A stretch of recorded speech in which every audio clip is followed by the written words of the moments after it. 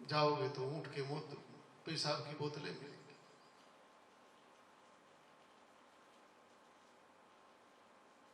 गाय जो प्राण लेती है, वायु लेती है, ऑक्सीजन लेती है, और बदले में श्वास के बाद जब प्रश्वास छोड़ती है तो प्रश्वास से भी कार्बन डाइऑक्साइड नहीं होता है, परिष्कृत ऑक्सीजन होती है। परिष्कृत ऑक्सीजन, परिष्कृत। गाय के श्वास और उच्छ्वास में तो विज्ञान भी इस चीज को मानता है कि जो दमे के रोगी हैं उनको चाहिए जहां गाय रहती हो वहां पर वो कुछ दिन रहे, गौओं के बीच में रहे, क्योंकि परिष्कृत ऑक्सीजन उनको मिलेगी तो उनका दमा ठीक हो जाएगा। गौ बहुत बड़ी चीज है। भगवान आते हैं तो गौ के लिए आते हैं, ब्राह्मण के लिए आते हैं, विप्रधेनु सुर संत हित, देवताओं के लिए आते हैं और संतों के लिए आते हैं। इन चार के लिए परमात्मा आते हैं। परमात्मा जन्मता नहीं है, परमात्मा तो प्रकट होता है, प्रकट होता है। भय प्रकट कृपाला दीन दयाला, वह पारलौकिक प्रकट होता है। हरि व्यापक सर्वत्र समाना, प्रेम ते प्रकट होई पई जाना। प्रकट होता है, वो तो सर्वत्र है, समान है।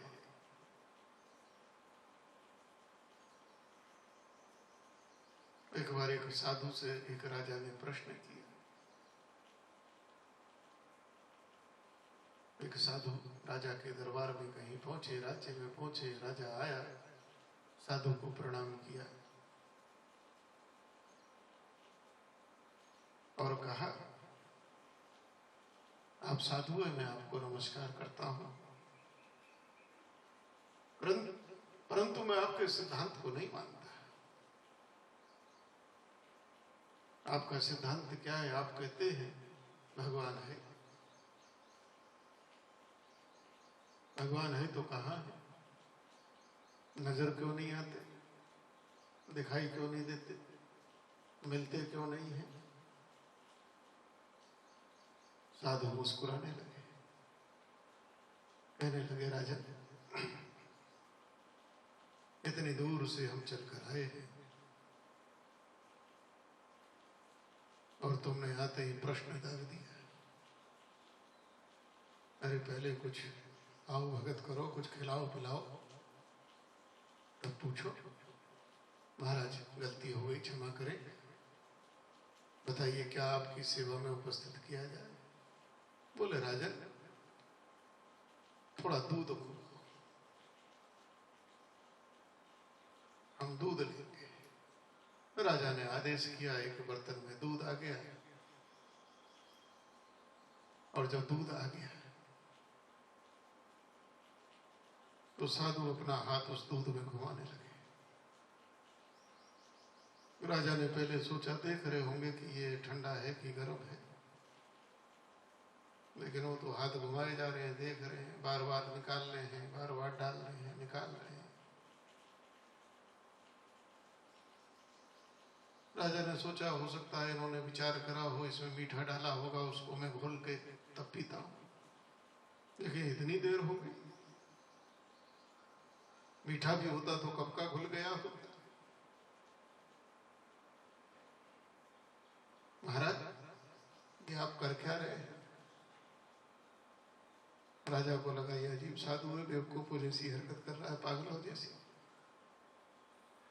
अरे दूध पीने को मांगा था, पिए, ये हाथ क्या घुमा रहा है? हाथ से पिएगा क्या? राजा को लगा अजीब पागल है। कहने लगे, महाराज ये क्या कर रहे हो? क्या कर रहे हो?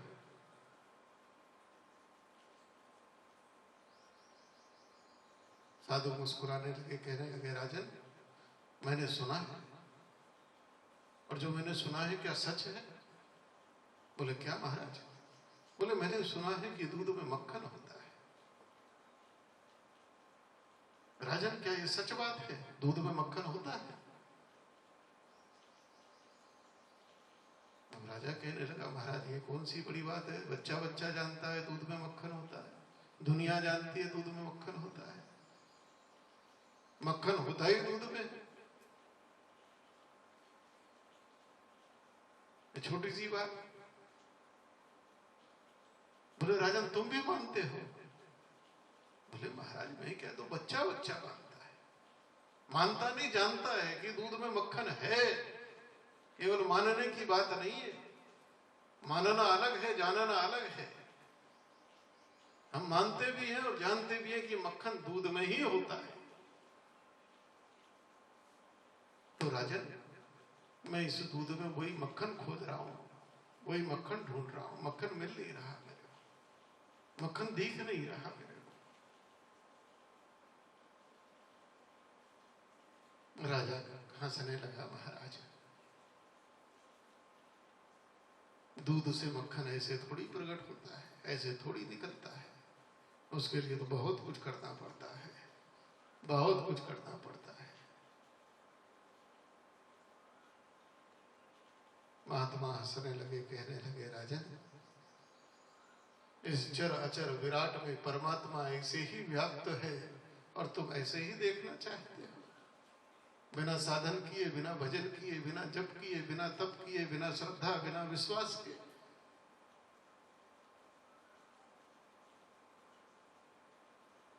वह परमात्मा भी इस संसार में इसी प्रकार से व्याप्त है, लेकिन जब तुम साधन करोगे,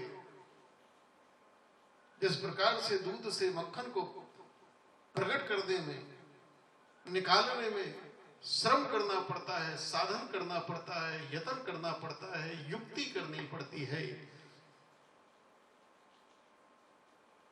उसी प्रकार से इस ब्रह्मांड में व्याप्त उस परात्पर परब्रह्म परम चेतन तत्व को प्रकट करने के लिए, देखने के लिए, जानने के लिए, पाने के लिए साधना रूपी यत्न करना पड़ता है, सत्संग करना पड़ता है, जप करना पड़ता है, तप करना पड़ता है।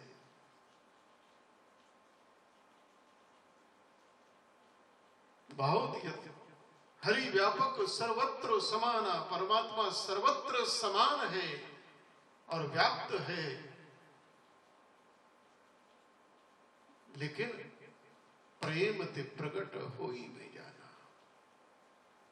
वह कहीं आता नहीं है, कहीं जाता नहीं है, वह तो सर्वत्र है, वह तो कहीं से भी प्रकट हो जाए, कहीं से भी हो जाए,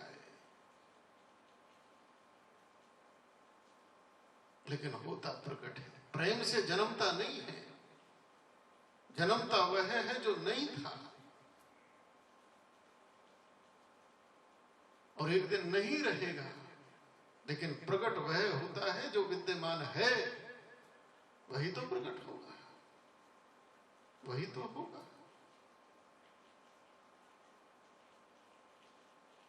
प्रेम ते प्रकट हो ही नहीं जा।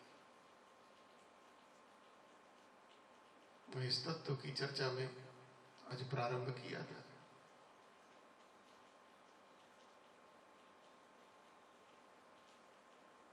लौकिक प्रकाश और पारलौकिक प्रकाश, ये जो नेत्र है ये संसार को देख रहे हैं। हम अपनी आंखों से सारा संसार देख रहे हैं, लेकिन इस संसार को देखने के लिए ये जो लौकिक प्रकाश है, अगर बाहर अंधकार ही अंधकार आ जाए, अंधेरा ही अंधेरा हो जाए, तो आंखें देखेंगी क्या? अगर आंखें देखती हुई होती तो अंधेरे में आंख कैसे देखेंगी?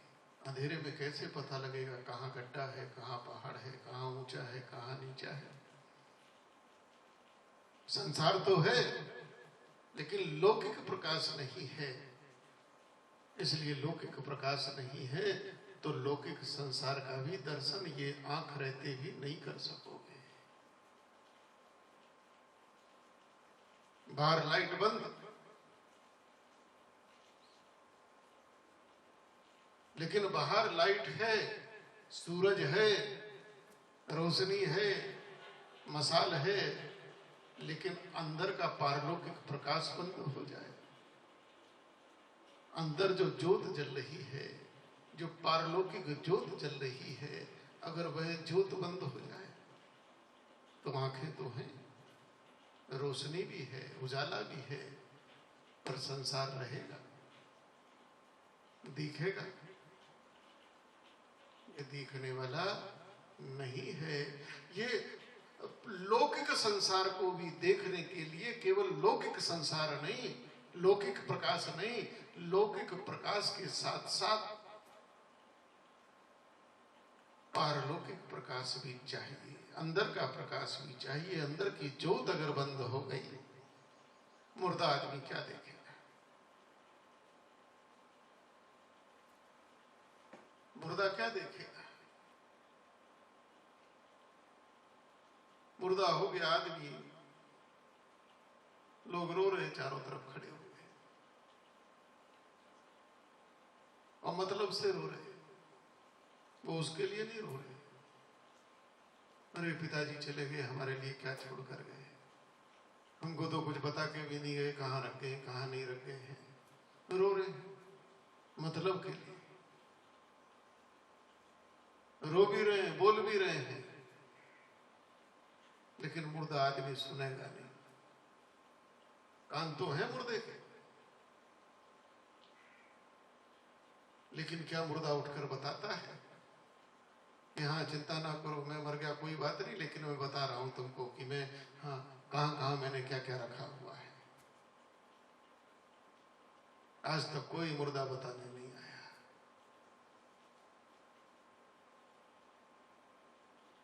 इस लौकिक संसार को भी जानने के लिए, देखने के लिए लौकिक साधन चाहिए, लौकिक साधन चाहिए।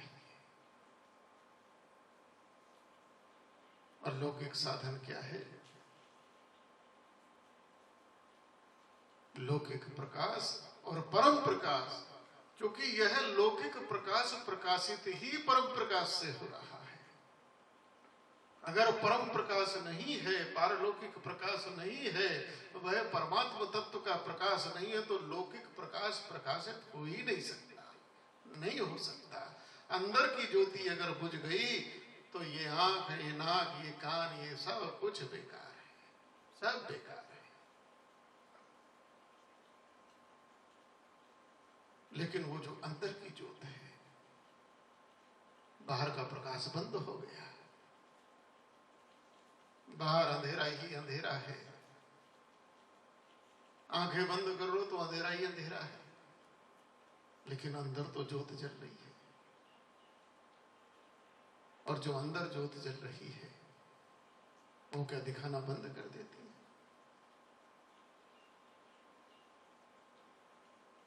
बाहर का लौकिक प्रकाश न हो तो पारलौकिक प्रकाश, अंतः ज्योति जो जल रही है, ये भी एक ऐसे संसार को दिखाने लगती है, ऐसे संसार को दिखाने लगती है जिस संसार की निर्मिति मन के द्वारा होती है, मन के द्वारा होती है। आंखें बंद करके जब ध्यान में बैठते हैं, बताओ क्या क्या नहीं देखते आप, क्या क्या नहीं दिखाई देता, कौन सा रिश्ता नाता नहीं होता है, कौन सा लड़ाई झगड़ा सुख दुख है, कौन सी ईर्ष्या, कौन सी वासना ऐसी होती है जो नहीं दिखाई देती है। मन की सृष्टि शुरू हो जाए, बाहर माया की सृष्टि है, माया की सृष्टि बनाने के लिए विधाता को भी 5 तत्वों का अवलंब लेना पड़ा, सहारा लेना पड़ा, लेकिन मन ने तो केवल गुणों से ही बिना पंच तत्व लिए संसार बना दिया। मन का संसार तो माया के संसार से भी भयंकर है। अरे मन के संसार में आपने एक घर बनाया, कितना श्रम किया होगा, लोहा लाए होगे, पत्थर लाए होगे, ईंट गारा लाए होगे, सीमेंट लाए होगे, खिड़की दरवाजे लाए होंगे, क्या क्या नहीं किया होगा, कितने मिस्त्री मजदूर पकड़ के लाए होंगे, कितने साधन आपने किए, लेकिन नेत्र बंद करके मन ने जो मकान बनाया, मन ने जो नगर बसाया, बिना ईंट के, बिना सीमेंट के, बिना गारा के, बिना लोहा लंगड़ के नगर बसा दिए मन ने, बिना पदार्थ के बसा दिए।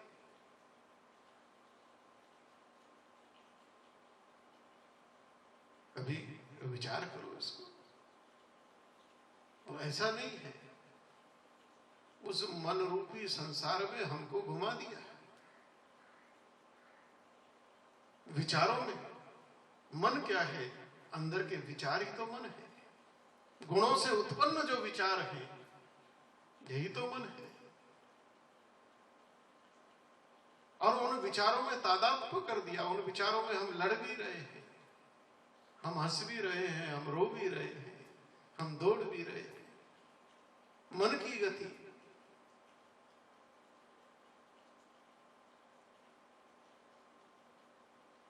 लौकिक संसार में एक जगह से दूसरे जगह तक जाने के लिए समय चाहिए, काल चाहिए।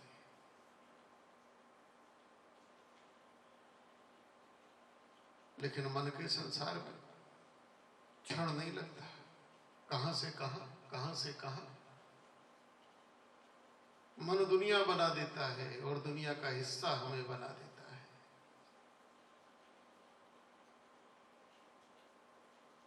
उस समय लौकिक प्रकाश नहीं था, केवल अंदर का प्रकाश था। तो उसने मन का संसार दिखा दिया। स्वप्न भी मन का संसार होता है, मन का संसार होता है। स्वप्न का दर्शन आप लौकिक प्रकाश से नहीं कर सकते, अंदर पारलौकिक प्रकाश से ही, क्योंकि वह जो मन है वो अंदर है, बाहर नहीं है। जो बाहर है उसे आप लौकिक प्रकाश से देख सकते हैं, लेकिन जो अंदर है उसे तो अंदर के ही प्रकाश से देखा जाएगा।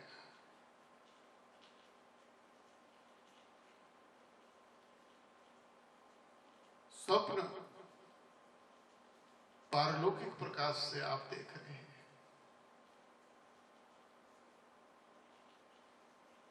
लेकिन जैसे ही आप स्वप्न से बाहर आते हैं और आप लौकिक प्रकाश में आते हैं, तो पारलौकिक प्रकाश की सृष्टि का विसर्जन हो जाता है।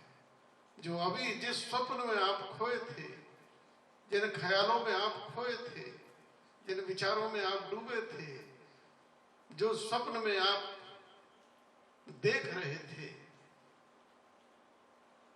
और जैसे ही आपकी चेतना इस पारलौकिक जगत में आई, इस पारलौकिक जगत से बाहर लौकिक प्रकाश में आई है, वो सब समाप्त है, दिखाई देना बंद।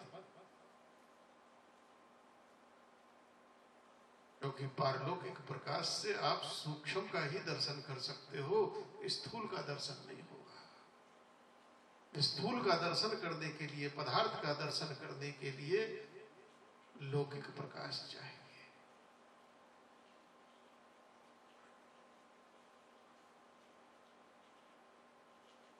उस परम तत्व से, उस प्रकाश तत्व से, उस मूल तत्व से तीन गुण उत्पन्न हुए, तीन गुण उत्पन्न हुए। उन गुणों को नाम दिया गया सत्व गुण, रजोगुण और तमोगुण।